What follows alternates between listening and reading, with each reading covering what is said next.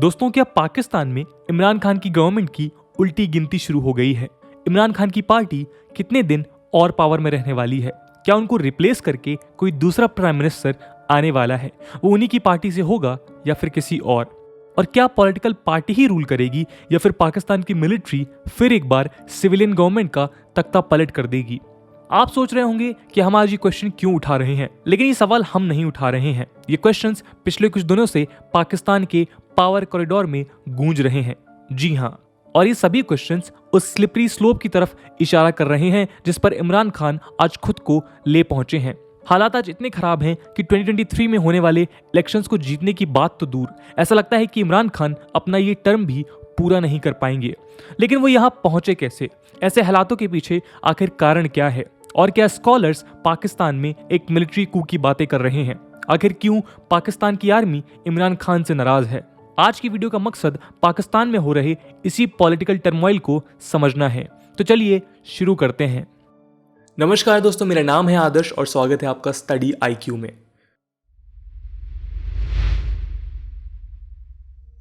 इन सभी चीजों के पीछे 3 कारण बताए जा रहे हैं। पहला, पाकिस्तान में इकोनॉमिक और पॉलिटिकल सिचुएशन का बिगड़ना। दूसरा, इमरान खान का कुछ एक्सट्रीमिस्ट मिलिटेंट ग्रुप के आगे सरेंडर कर देना। और तीसरा और सबसे इंपॉर्टेंट, वहां की मिलिट्री और सिविलियन गवर्नमेंट के बीच कुछ चीजों को लेकर डिसएग्रीमेंट्स का बढ़ना। चलिए इनको एक एक करके समझते हैं। दोस्तों, अगर पाकिस्तान के करंट हालात पर कुछ नजर डालें तो सबसे पहले जो चीज सामने आती है वो है उसकी crumbling economy. People are struggling there to make ends meet thanks to Imran Khan poor handling. Pakistan की करेंसी की वैल्यू दिन ब दिन गिरती जा रही है, डेब्ट्स पाइल अप होते जा रहे हैं, महंगाई बढ़ती जा रही है, IMF उनको लोन्स देने से इनकार कर रही है, इन्फ्लेशंस रिकॉर्ड ब्रेकिंग हाइट्स पर पहुंच चुके हैं और पूरी इकोनॉमी कोलैप्स होने की कगार पर है। आपको जानकर हैरानी होगी कि आज इलॉन मस्क की नेटवर्थ पाकिस्तान की पूरी GDP से कई गुना ज्यादा है। खैर, इसके अलावा वहां पॉलिटिकल पोलराइजेशन भी अपनी चरम सीमा पर है। गवर्नमेंट के खिलाफ आए दिन प्रोटेस्ट देखने को मिल रहे हैं। डिप्लोमेटिक रिलेशंस भी कुछ खास अच्छे नहीं हैं। फिर चाहे वो अमेरिका हो, अरब स्टेट्स हो या फिर चाइना, सभी पाकिस्तान की हरकतों से परेशान हैं। और ये तो आप जानते ही हैं कि इंडिया के साथ उसके रिलेशंस एन ऑल टाइम लो पर हैं। तो बेसिकली इमरान खान का इकोनॉमिक और पॉलिटिकल रिकॉर्ड किसी डिजास्टर से कम नहीं है। टेररिज्म और रेडिकलिज्म की बात करें तो पाकिस्तान तालिबान, ISIS, खुरासन और बाकी टेररिस्ट ग्रुप का एक्सट्रीमिज्म आज अपने पीक पर है। इन ग्रुप्स के द्वारा दिए गए टेररिस्ट अटैक्स में जनवरी 2021 से अक्टूबर 2021 तक 300 से भी ज्यादा पाकिस्तानी अपनी जान गंवा चुके हैं और इसमें आधे से ज्यादा लोग उनके मिलिट्री पर्सनल्स में से हैं। और तो और आपको याद होगा कि पिछले साल फ्रांस में चार्ली हेब्डो को लेकर टेररिस्ट अटैक्स देखने को मिले। इनके पीछे और कोई नहीं बल्कि एक extremist Pakistani terrorist group Tehreek-e Labbaik Pakistan यानी TLP का हाथ है। चार्ली हेब्डो केस को लेकर कई महीनों तक इस ग्रुप ने लाहौर की सड़कों पर प्रदर्शन किए और फ्रांस की एम्बेसी को बंद करने और फ्रांस के सभी प्रोडक्ट्स को बॉयकॉट करने की मांग की। उस समय तो TLP के लीडर को अरेस्ट कर लिया गया, लेकिन बाद में एक बार फिर TLP के आतंकवादी उनके लीडर को रिलीज करने की मांग करने लगे। कायदे के अनुसार तो इमरान खान को इस ग्रुप के खिलाफ स्ट्रिक्ट एक्शन लेना चाहिए था, बट गेस व्हाट, न केवल इमरान खान ने इस ग्रुप के 200 से भी ज्यादा आतंकियों को रिहा किया बल्कि इस ग्रुप के ऊपर से सभी रेस्ट्रिक्शंस भी हटा दिए। इमरान खान ने इस खतरनाक टेरर आउटफिट के आगे घुटने टेक दिए। कुल मिलाकर ऐसा लगता है कि इमरान खान शायद अभी भी आतंकवाद की समस्याओं को खत्म करने के मूड में नहीं है। इतना ही नहीं, रिसेंटली पाकिस्तान के सुप्रीम कोर्ट के द्वारा PM इमरान खान को कोर्ट में बुलाया गया। इसका ताल्लुक था पाकिस्तान के एक दूसरे टेररिस्ट ग्रुप तहरीके तालिबान पाकिस्तान से। आपको याद होगा कि 2014 में पेशावर के एक आर्मी पब्लिक स्कूल पर एक भयानक टेररिस्ट अटैक देखने को मिला था जिसमें 132 मासूम बच्चों को अपनी जान गंवानी पड़ी थी। उस समय यह प्रोविंस इमरान खान की पार्टी के द्वारा ही रूल किया जा रहा था। तो सुप्रीम कोर्ट ने इमरान खान को यही पूछने के लिए बुलाया कि उन्होंने अभी तक उन मासूम बच्चों की फैमिली के लिए क्या किया। और तो कुछ पता नहीं, लेकिन हाल ही में इमरान खान ने इसी टेररिस्ट ग्रुप यानी TTP के साथ एक पीस डील साइन की। और तो और इमरान खान के गवर्नमेंट ऑफिशियल्स ने इस ग्रुप को ह्यूमनाइज करने की भी कोशिश की। लेकिन यहाँ सवाल यही उठता है कि 7 साल बाद अचानक सुप्रीम कोर्ट को इसकी याद कैसे आ गई।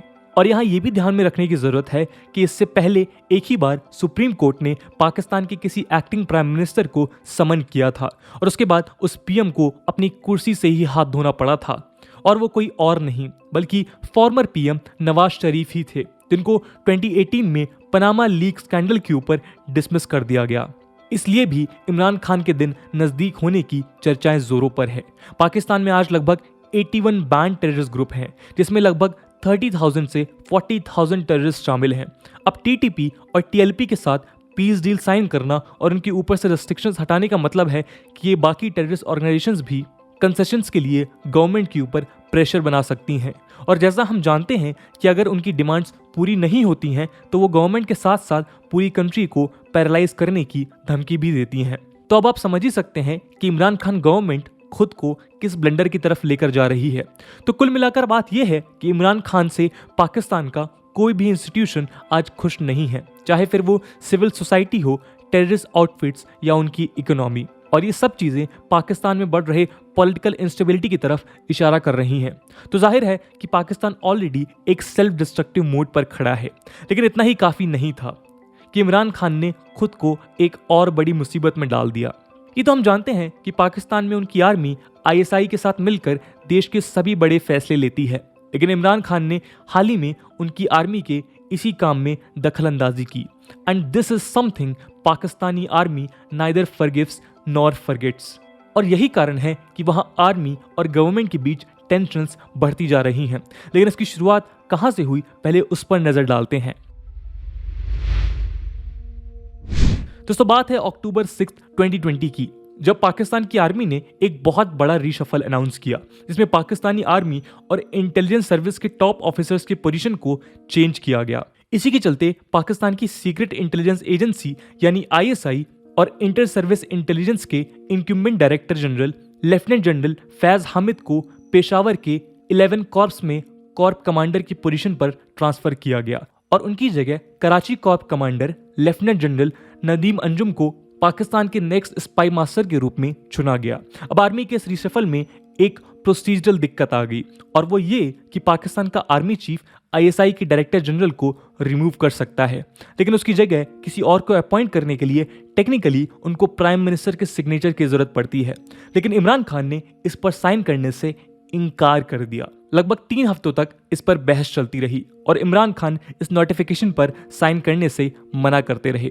बट इवेंचुअली इमरान खान ने आर्मी की जिद के आगे झुकना स्वीकार किया और आर्मी की प्रेफर्ड चॉइस यानी लेफ्टिनेंट जनरल नदीम अंजुम को आईएसआई का चीफ घोषित कर दिया।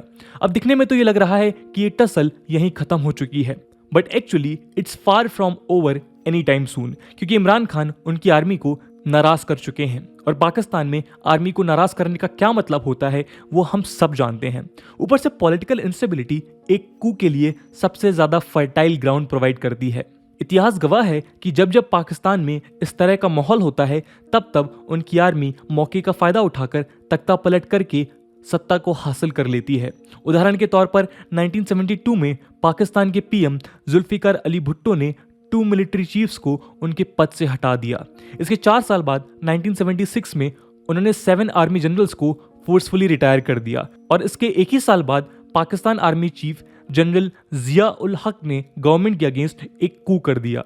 पीएम भुट्टो को रावलपिंडी में डिपोर्ट कर दिया गया और 1979 में उनको वहीं मार दिया गया। उसी तरह 1999 में फिर एक बार पीएम नवाज शरीफ ने आर्मी के मामले में दखलंदाजी करने की कोशिश की।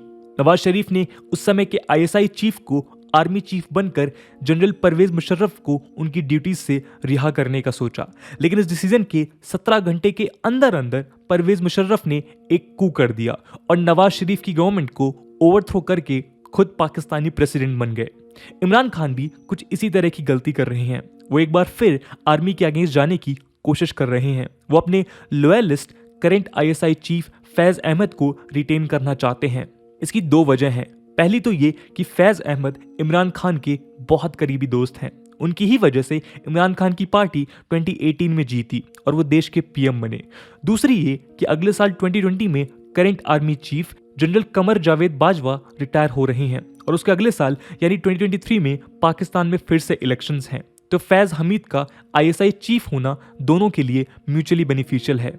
इससे फैज अहमद अगले साल आर्मी चीफ की पोजीशन ऑक्युपाई कर सकते हैं और उसके बदले वो इमरान खान को एक बार फिर आने वाले इलेक्शंस में जिताकर पाकिस्तान का प्राइम मिनिस्टर बना सकते हैं। लेकिन आर्मी चीफ बाजवा को ये गवारा नहीं, वो अपना टर्म आगे एक्सटेंड करना चाहते हैं और इसीलिए उन्होंने अपनी प्रेफर्ड चॉइस नदीम अंजुम को ISI चीफ बनाया है।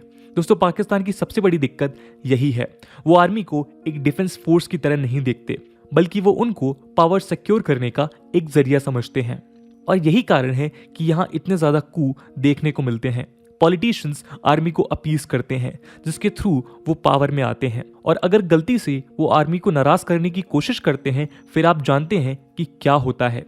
खैर, अब देखने वाली बात यह है कि क्या इमरान खान के साथ भी वही होगा जो जुल्फिकार अली भुट्टो या फिर नवाज शरीफ के साथ हुआ था। लेकिन यहाँ एक बात और गौर करने वाली है, और वो ये कि इन दोनों केसेस में आर्मी के कू को सुप्रीम कोर्ट की लेजिटिमेसी मिल गई थी और इस तरह वो लेजिटिमेटली पावर में आ जाते थे। लेकिन 2010 में पाकिस्तान के कॉन्स्टिट्यूशन में एक अमेंडमेंट हुआ जिसके चलते सुप्रीम कोर्ट से किसी आर्मी कू को लेजिटिमाइज करने की पावर छीन ली गई। तो अब कॉन्स्टिट्यूशनली जनरल बाजवा के लिए कू करना इतना आसान नहीं है, लेकिन वो कॉन्स्टिट्यूशन को कितना महत्व देते हैं वो कह नहीं सकते।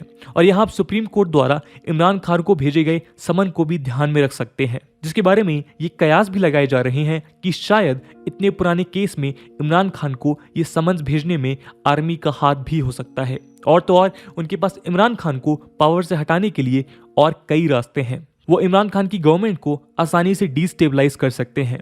पाकिस्तानी आर्मी ये करने में माहिर है। इतिहास में इसके कई उदाहरण देखने को मिलते हैं। 1958 में जनरल अयूब खान ने पावर में आने के लिए कुछ ऐसा ही किया।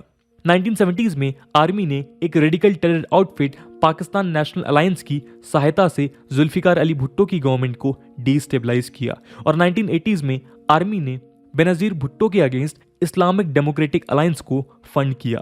खैर, 2021 की बात करें तो आर्मी के पास जो ऑप्शन है वो है TLP। अभी आपने देखा कि कैसे TLP के सामने इमरान खान ऑलरेडी सरेंडर कर चुके हैं, उसके ऊपर से सभी बैन लिफ्ट किए जा रहे हैं। ये ऑप्शन और भी ज्यादा लाइकली इसलिए हो जाता है क्योंकि TLP को यही आर्मी 2018 में फोरफ्रंट में लेकर आई थी। जी हाँ, TLP owes its very existence to the Pakistani army, और वो जिस तरह की वायलेंस में एंगेज्ड हैं उससे साफ है कि इसके पीछे आर्मी का ही हाथ है। तो इन सभी डॉट्स को कनेक्ट करते हुए ये कहना गलत नहीं होगा कि बाजवा भी TLP का यूज करके इमरान खान की गवर्नमेंट को डिस्टेबलाइज कर सकते हैं। तो अब इमरान खान अपने प्रीडिसेसर जुल्फिकार अली भुट्टो के रिकॉर्ड को तोड़कर अपना टर्म पूरा करने वाले देश के दूसरे PM बनेंगे या नहीं, ये तो आने वाला वक्त ही बताएगा। लेकिन ये लार्जली इसी बात पर डिपेंड करेगा कि इमरान खान अपनी आर्मी को कितना खुश रख पाते हैं, क्योंकि if there is anything constant in Pakistan it is its military. Civilian governments come and go but the military reigns there forever. तो दोस्तों, ये थी कहानी पाकिस्तान के एक और पॉसिबल मिलिट्री कू की। इस पूरे मुद्दे को लेकर आपका क्या ओपिनियन है? क्या कू होने की संभावनाएं हैं या फिर नहीं है? और अगर संभावनाएं हैं तो वो कौन से ऑप्शंस हैं जिसके थ्रू पाकिस्तानी आर्मी ये कू कर सकती है? कमेंट सेक्शन में जरूर बताइएगा। आज की वीडियो के लिए इतना ही। आई होप आपको वीडियो पसंद आई होगी, और अगर पसंद आई है तो अपने दोस्तों के साथ शेयर करना मत भूलिएगा। हम मिलते हैं अगले वीडियो में, तब तक के लिए जय हिंद, जय भारत।